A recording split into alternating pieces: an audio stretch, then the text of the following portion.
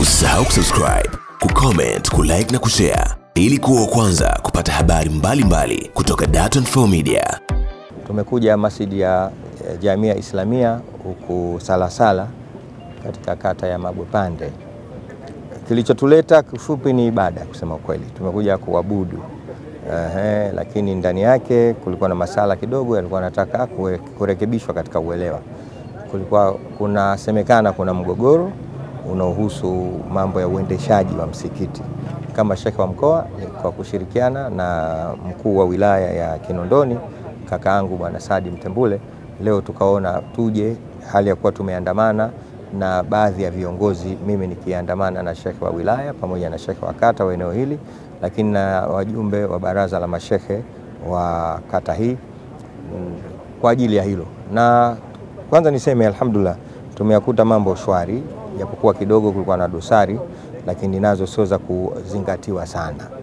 Na tulichokifanya tulikuja na miongozo kubadilisha uongozi, lakini tulichokifanya tumemuongeza mtu ambaye atakuwa ni imamu kwa sasa akishirikiana na Imam Makala, anaitwa Mwinyi Jiti, atakuwepo hapa.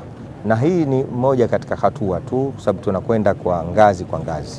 Na kikubwa nilichokifanya pamoja na uongozi uliofuatana nao pamoja na mkuu wa wilaya, kwanza kuondosha pressure, lakini kushusha jazba za watu, hasa ukizingatia katika kipindi hichi cha mwaka wetu huu, umeniwite mwaka ambao kidogo una rangi, tunakwenda katika uchaguzi.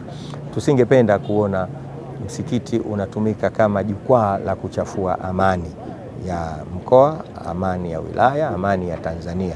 Kama Sheikh wa mkoa kwa kushirikiana na mkuu wa wilaya, tumekuja kwanza kutengeneza platform hiyo, watu waweze kucheka pamoja, waweze kuwasiliana, lakini kikubwa lengo la kuwaleta msikitini nalo ni kumwabudu Mwenyezi Mungu litimie. Kwa kuwa tumeziona baadhi ya dosari, tulichokifanya Sheikh aliyokuwa akiswalisha hapa, Sheikh Abubakar, tumemwengua akae pembeni kwa kipindi fulani. Lakini pia tukamuingizia Sheikh Mwinyi Jiti atakayekuwa akishika nafasi yake pamoja na waumini wa hapa, na tumeahidi tukaendelea kuwa karibu nao sana, na inshallah Ijumaa itakayokuja ikiwa nipo Dar es Salaam au sijakuwa na majukumu mengine makubwa zaidi, nitakuja hapa. Lakini kabla hapo, tunachokifanya hivi sasa hivi ni kutengeneza safu ya uongozi makini. Uongozi utakokuwa unatambulika na BAKWATA, uongozi utakuwa unatambulika na serikali, uongozi ambao kwamba ndio tutakuwa tunauliza kilichopanda, kilichoshuka, kilichoiva na kilichokuwa kibichi, ambacho tumeyaona hilo jambo. Uongozi hapa upo, lakini asibaya kusema uongozi kama wa kienyeji kwamba fulani kama mwenyekiti, fulani kama katibu, fulani kiasi kitokea cha kutokea anaweza kukimbia, hatujui tunampata wapi. Lakini tunataka tuweke sasa wadhamini watakaotambulika Wizara ya Mambo Ndani, watakaotambulika BLERA, watakaotambulika na hata kule RITA kama ilivyokuwa taasisi nyingine, lakini chini ya uongozi na usimamizi wa Baraza Kuu la Waislamu Tanzania, BAKWATA, kama miongozo inayotolewa na Mheshimiwa Dr. Abubakar bin Zubair bin Ali Bwana. Nashukuru kwa siku muhimu ya leo kwamba tumepata ugeni wa mashehe kutoka sehemu mbalimbali, hususan shekhe wetu wa mkoa. Alhamdulillah, na hizi ni moja katika sehemu ya dua ambazo tulikuwa tukiziomba kila uchao kuhusiana na kadhia ya jambo letu hapa. Ni jambo ambalo limechukua muda mrefu, ilikuwa ikijulikani kiini cha tatizo, lakini alhamdulillah leo imejulikana tatizo la kiini cha jambo hili kwa namna ambavyo shekhe amelisimamia. Tunashukuru alhamdulillah. Mwenyezi Mungu amzidishie shekhe wetu, shekhe wa mkoa, Shekhe Walid, na pamoja na jopo zima ambalo limehudhuria hapa. Tutaendelea kushirikiana kama alivyotoa mwongozo shekhe wetu wa mkoa, hakutokuwa na makundi, na tutafanya ibada kanamna vile ambavyo Allah subhanahu wa ta'ala alivyotuelekeza. Kwa hiyo tunashukuru alhamdulillah rabbil alamin.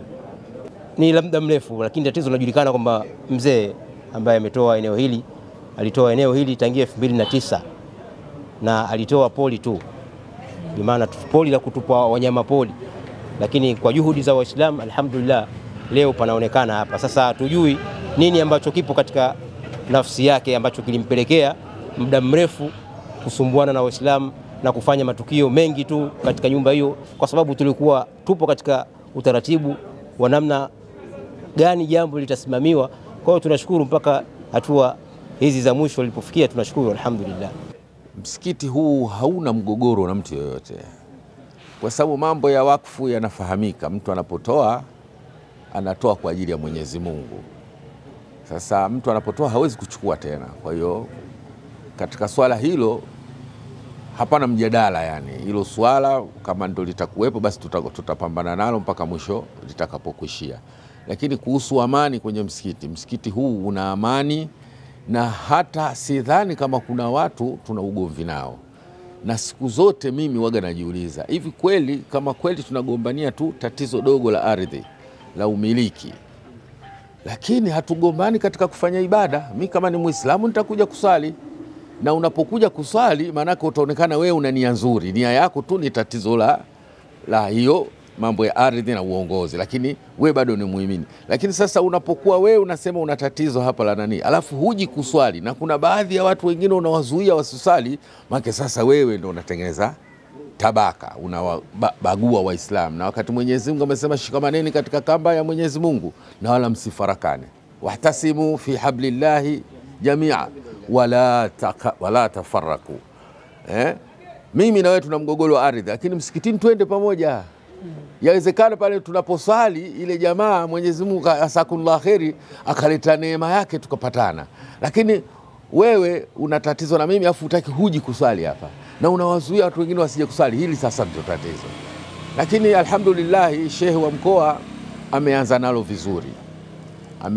vizuri, na pia akafungua milango kwamba tuende tukaongee naye tujadiliane naye vizuri. Swala hili la msikiti kwa kweli kesi yake imeanza muda mrefu kidogo, takriban kama miaka 4-5 inaweza kufika, lakini ilikuwa haijaingia katika swala la kwenda mahakamani. Mahakamani ni kama miaka 2 iliyopita au 3, na kesi yenyewe ilikuwa ni kwamba yani tatizo lilikuwa ni ugomvi baina ya imamu na mtoa wakfu. Huu ndio ugomvi wao ambao ulifanya ukaingizwa katika waumini sasa, kwamba mtoa wakfu alitaka kundi moja likae kwake na kundi moja likae kwa imamu, lakini hiyo haikuwezekana, kwamba ikabidi yeye abaki na watu wake wachache, lakini watu wengi tulikuwa tuko upande wa imamu, kwa sababu tulimwona imamu hana tatizo. Kwa sababu miongoni mwa mambo ambayo yalikuwa ni ya kumwona imamu ni mtu muovu hayakuwepo. Imamu ni mtu safi, anatufundishia watoto wetu, na namna hiyo watoto wetu wote wamefundishwa, na mpaka watoto wake mwenyewe mtoa wakfu pia walikuwa wanakuja kusoma katika nani hii. Lakini kikubwa zaidi tumeshukuru kwamba Sheikh Walid Al-Had, Sheikh wa mkoa wa Dar es Salaam, amekuja na amelimaliza ile tatizo, na bahati nzuri alipokuja akanikuta mimi huku, kwa sababu ni mtu ambaye tunajuana. Kwa hiyo ikabidi aniite, kwa sababu nilikuwa nimekaa nyuma, akaniambia njoo mbele. Basi alhamdulillah nikaenda mbele, na kikubwa zaidi nashukuru kwamba bado amenikumbuka, pamoja na cheo chake kikubwa, lakini bado amenikumbuka kwa sababu tulikuwa wote pamoja. Kwa hiyo kwanza hilo namshukuru kwamba ni mtu ambaye hana majivuno. Kwanza ni mtu ambaye hana majivuno, mtu ambaye ni mtu wa watu, anapenda kushirikiana na watu. Kwa jambo hili kwa kweli tunashukuru kwamba asili ya ugomvi leo ni kama wamemalizika, kwamba amemwambia imamu akae pembeni kwanza na mtoa wakfu akae pembeni, bwana Kisombi, ili kupisha uchunguzi uendelee. Maana huu ni uchunguzi unaendelea kuchunguza kwamba je, tatizo ni nini? Yani tatizo lao ni tatizo binafsi au linahusiana na mambo ya dini? Kwa hili ndio tunalokwenda naye, na ametuahidi kwamba atakuja Ijumaa ijayo, na hapa katikati ya wiki anaweza kuja ili tuweze kushauriana zaidi. Usisahau kusubscribe, kucomment, kulike na kushare ili kuwa wa kwanza kupata habari mbalimbali kutoka Dar24 Media.